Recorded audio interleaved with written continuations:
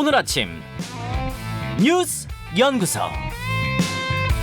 오늘 아침 뉴스의 맥을 짚어드리는 시간 뉴스연구소. 오늘도 두 분의 연구위원 함께합니다. CBS 김광일 기자, 뉴스톱 김준일 대표, 어서 오십시오. 안녕하세요. 안녕하세요. 첫 뉴스 어디로 갈까요? 원구성 분수령. 예, 여야가 주말 사이에 원구성 협상을 하긴 했는데 네. 결국은 결렬됐고 네. 완전 결렬은 아니고 오늘도 좀 시도를 해본다는 거죠.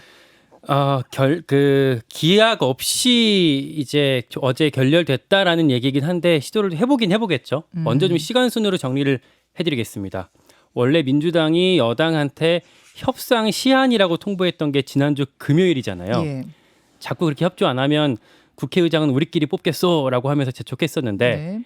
근데 시한을 좀 더 늦추면서 주말 사이에 추가 협상이 가능했었습니다. 그리고 권성동 원내대표는 토요일에 돌아온 거고요. 네, 예. 귀국을 했고요. 예. 그래서 양당 원내대표가 어제 밤까지도 만나서 논의를 했는데요. 결과는 역시나 빈손이었습니다. 문제는 민주당이 통보한 두 번째 협상 시한이 오늘까지거든요. 네. 오후 2시에 본회의가 소집돼 있습니다. 그러니까 민주당은 국민의힘이 여기 들어오건 말건 우리는 김진표 의원을 국회의장으로 우리끼리라도 선출하겠다라고 하는 상황이거든요. 네. 근데 변수는 그 전에 있을 양당의 의원총회입니다. 그러니까 국민의힘 의원총회는 10시부터인데 혹시나 여기서 뭐 사개특위 명단을 제출한다든지 뭐 이런 정도로 동의가 되면 급물살을 탈 가능성도 있긴 있어요. 그러니까 조건이 지금 두 가지잖아요. 민주당이 건 게 사개특위 하자 요거 네. 하나 하고 권한쟁의 소송 그 건 거 그거 취하해 달라 이거잖아요. 네. 그 중에 사개특위는 뭔가 그래도 협조하는 제스처 취할 수 있다. 요 정도까지. 그러니까 가능성을 생각해 볼 수 있는데 물론 낮습니다. 왜냐하면 뭐 권성동 원내대표가 이미 검수완박 관련한 걸로 한번 당내에서 홍역을 치른 적이 있어서 받게 되면 그 원내대표 자리까지 위험해질 가능성이 있고요.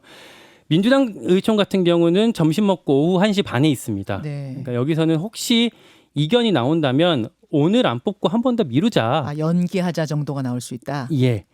그러나 이것도 한 번 미뤘었기 때문에 강행하자라는 여론이 민주당 안에서 지금 높아요. 단독 개원하자고요. 네, 어제 좀 취재를 해보니까 그런 분위기가 감지가 되고 박홍근 원내대표한테도 직접 물어봤는데 국회의장 선출을 예정대로 처리할 겁니다라고 답을 하더라고요. 네.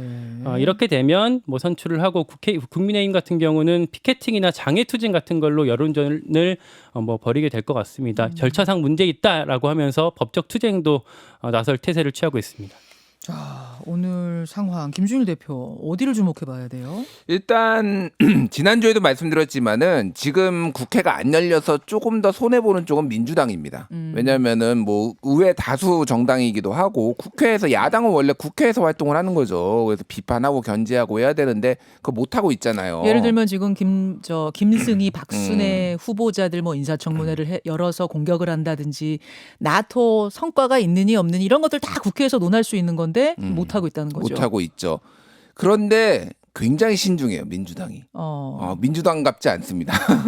민주당 예전에 검수완박 이제 검찰 수사 기소권 분리 예. 밀어붙인 거 보면은 예. 근데 그때 너무 딘 거예요, 한마디로. 그때 그렇게 밀어붙였다가 지방선거 참패하고 그러니까 당내 여론이나 안팎에서 신중해야 된다, 인내해야 된다 이런 게 계속 그래서 지금까지 이제 협상을 벌여왔는데 강행 이미지 이거 안 된다. 네, 강행 이미지 안 된다. 근데 거의 임계점에 도달했다라고 보시면 될 것 같아요. 그래서 이제는 해야 된다라는 거고 충분히 명분을 줬다. 법사위원장 넘겨줬고 이제 할 만큼 했다라는 게 민주당의 여론이라서 아마 오늘 이제 오전 10시에는 국민의힘에서 의원총회 그리고 오후에는 그 2시 전에 저기 전에 국회 열리기 전에 이제 민주당 의원총회가 있거든요. 여기에서 아마 가늠이 될 것 같은데 대충 뭐 민주당에서는 강행될 가능성이 상당히 높지 않나 그렇게 보여집니다. 그래서 이제 여기에서 우리가 봐야 될 거는 대통령실 이제 정부의 어떤 반응이에요. 일단은 지금 여러 인사들이 지금 쌓여 있잖아요. 네. 그래서 지금 김승원 합참의장 후보자는 빠르면 오늘 아니면 내일 중에 임명할 것으로 보입니다. 인사청문회 하지 않고. 왜냐하면은 이 합참의장이 지금 현재 합참의장이 예전에 서해 공무원 피살 사건 때도 합참에서 일을 하고 있어서 거기에 책임론도 있거든요. 네, 그러니까 네. 상당히 이제 불편한 동거라는 거예요. 그리고 김승희 보건복지부 장관 같은 경우에는 지금 사실상 자진 사퇴하는 걸로 지금 여권 내부에서는 가닥이 잡혔다. 왜냐하면은 지금 그 정치자금법 위반으로 선관위 고발이 됐거든요. 예. 그러니까 이게 공직 수행이 힘들다라는 거고 박순애 교육부 장관 후보자 같은 경우에는 임명을 할 수도 있다. 그러니까 네. 박순애 교육부 장관 후보자 같은 경우에는 무슨 갑질이라든지 이런 쪽 문제인 거고 김승희 보건복지부 장관 후보자 같은 경우에는 정치자금법이 돈이 걸린 문제인 거고 약간 지금 상황이 다른 거죠. 그렇죠. 김승희 후보자는 오늘 자진 사퇴 가능성이 크다. 오늘 아니면 뭐 하여간 왜냐하면 국회 상황을 보고 이것도 약간의 카드처럼 쓸 가능성이 있기 때문에 어찌됐든 그런 식으로 지금 정리가 되고 있는 상황입니다. 김관일 기자. 이번 주에 정치 뉴스들 좀 주목할 만한 포인트 짚어주세요. 월요일마다 전해드리고 있는데 지금 거의 한 3주째 이준석, 이재명 두 사람을 주목할 수밖에 없는 것 같습니다. 네. 오늘은 둘 다 이제 키워드가 포위 상태입니다. 포위? 예. 뭐에 포위됐다고요? 예, 이준석 대표 같은 경우는 지금 이번 주 목요일에 국민의힘 윤리위가 그 징계를 논하는 윤리위가 예정돼 있잖아요. 네. 네. 공개적으로 지금 친윤 뭐 그룹에서 어떤 이준석 대표에 대한 비토가 나오고 있는 상황이고 그래서 지난주에 윤석열 대통령 공항 들어올 때 마중까지 나가기도 했었는데 예. 그 결과가 어떨지 봐야 될 것 같아요. 오늘 윤석열 대통령 아침에 출근길 도어 스태핑에서 분명 기자들이 물어볼 텐데 윤석 대표 징계에 대해서 어떤 반응을 할지 먼저 지켜봐야 될 것 같고요. 답을 할까요? 지난번에도 당무에 관여하지 않는다 그런 말 했잖아요. 이번에도 그 정도 스탠스 아닐까요? 그러니까 고민이 너무 많아요. 왜냐하면 이번 주에 그러니까 수요일 날 당장 고위 당정대 회의가 있거든요. 네. 그 당, 정부, 대통령실 회의가 있고 또 그 이후에 그 국가재정전략회의 같은 것들이 준비되어 있는데 뭐 경제, 안보 이런 행보들 해야 되는데 계속 이준석 대표 징계 문제로 홍역을 겪고 있어서 부담스러워하고 있는 것 같습니다. 이재명 후보 같은 경우에는 전당대회 출마의 마지막 변수가 당대표 권한 문제였거든요. 그러니까 당의 의사결정권을 지금은 당대표가 사실상 다 갖고 있는데 네. 이걸 최고위원이랑 나누자 이런 논의들이 있었잖아요. 예. 근데 요거를 이제 기존대로 그냥 당대표가 쥐고 가는 걸로 거의 정리가 되는 분위기입니다. 안 건드리는 걸로. 예. 그러니까 뭐 살짝 뭐 최고위원이랑 협의해야 된다 이런 식으로 정리가 되고 있고 그 확정이 오늘 회의에서 되기로 될 거거든요. 그럼 이제 출마 가능성은 거의 99% 이상이 됐다라고 볼 수 있겠습니다. 자, 이런 상황 속에서 박지원 전 비대위원장이 지난 토요일 출마를 시사했습니다. 나간다는 거죠? 당대표죠? 네. 예. 잠시 후에 박지원 전 비대위원장 이 자리 스튜디오에 초대하겠습니다. 어떤 결심을 하게 된 건지 직접 여러분 확인해 보시죠. 두 번째로 갑니다. 아플 때 쉴 권리. 몸이 아파도 병가를 쓰기가 어려워서 출근하는 분들이 있었거든요. 네. 정부에서 병가 수당을 줘가지고 휴무 독려하겠다 이런 방침이죠. 이게 이른바 상병수당이라고 합니다. 그러니까 국내 노동자 중에서 유급병가를 쓰고 있는 사람이 현재 절반도 안 된다고 하거든요. 예. 그러니까 보건사회 연구원 통계에 따른 건데 이 병가수당 안 나오니까 아파도 못 쉬는 사람이 그만큼 지금은 이제 많다는 얘기죠. 그런데 이제 병가수당을 정부가 일정 부분 대주는 시범 사업을 이제 오늘부터 시작한다고 합니다. 네. 뭐 질병이나 부상, 그러니까 업무랑 관련 없는 거에도 괜찮고요. 대상은 일반 직장인, 자영업자, 그리고 뭐 예술인, 특수고용직, 플랫폼 노동자 같은 경우에는 고용보험에 가입돼 있으면 포함이 됩니다. 미용, 출산 같은 경우 빠지고요. 다만 이게 말 그대로 시범 사업이라서 전국이 다 같이 시작하는 건 아니고 네. 서울 종로구 등등 이제 6개 지자체로 한정이 됩니다. 네. 3년 뒤 전면 도입을 목표로 하고 있답니다. 그래요. 이게 선진국에서는 이미 한참 전부터 다 하고 있거든요. OECD 중에서 이제도 없는 게 우리나라랑 미국 일부 주밖에 없다고 합니다. 그래서 우리나라는 코로나19 확산이 계기가 됐고요. 최근에는 국가인권위원회에서도 한 달 전에 이제도 빨리 만들라라고 정부랑 국회에다가 권고를 했습니다. 그래요. 김준일 대표. 예.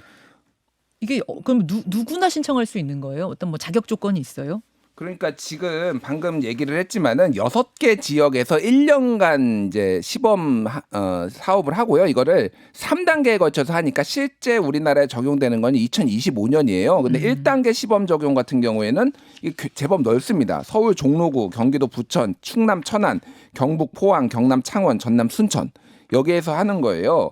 그래서 이제 만 15세 이상에서 65세 미만 연령이면 되고요.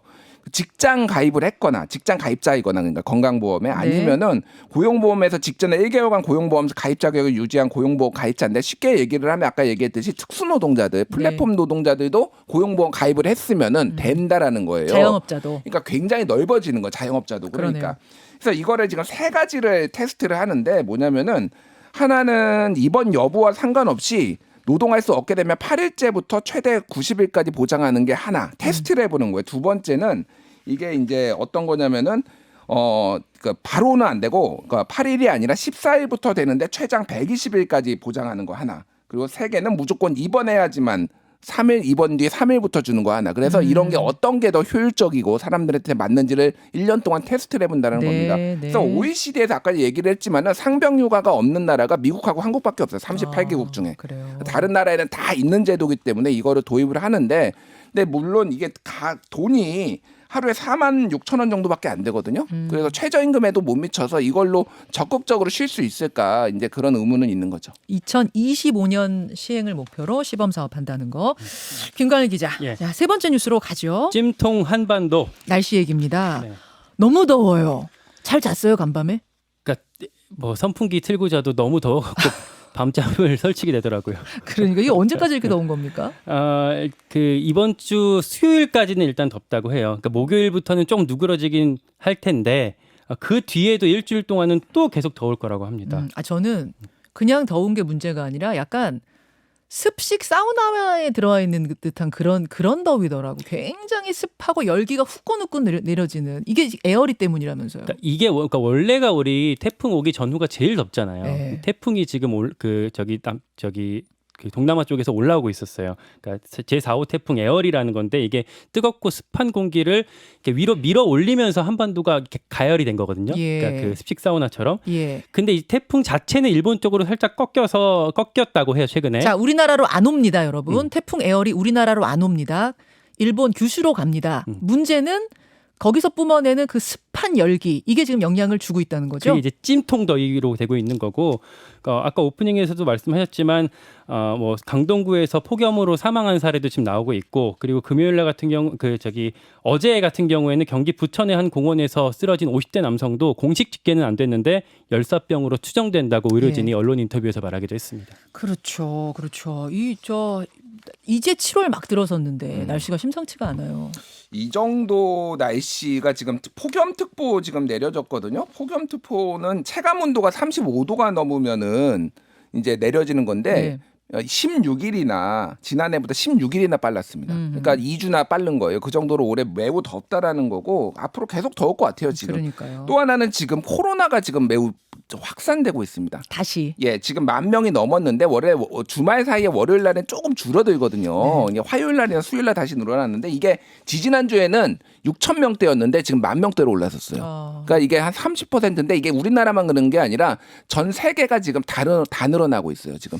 그러니까 110개국이 지금 증가 추세고요. 네. 대체적으로 한 달 전이나 뭐 2주 전에 비해서 한 30%씩 다 늘어났다. 이거를 재유행의 시그널로 보는 거예요? 아니면 그것까지는 아니에요? 그 전문가들은 조금 조심스러운데 재유행의 가능성을 배제할 수 없다. 왜냐하면은 지금 면역 효과가 대충 한 6개월에서 길면은 한 7, 8개월 뭐 보거든요. 9개월. 근데 지금 다 떨어지고 있다. 이미 한번 대유행한 게. 예. 그러니까 그 오미크론 올해 초에 한번 돌았잖아요. 지금 그러면은 재유행도 좀 대비를 해야 되는데 어떤 대비를 할 수 있는 것인가 이런 것들이 좀 방역 당국이 고민을 해야 되는 부분이죠. 아직 뭐 대유행 단정적으로 얘기하는 건 아니고 다만 조금 조짐이 심상치 않다 정도로 신경 써야겠습니다. 저희가 또 후속 내용들 전해드리죠. 수고하셨습니다. 고맙습니다. 감사합니다. 김현정의 뉴스쇼는 시청자 여러분의 참여를 기다립니다. 구독과 좋아요, 댓글 잊지 않으셨죠? 알림 설정을 해두시면 평일 아침 7시 20분 실시간 라이브도 참여하실 수 있습니다.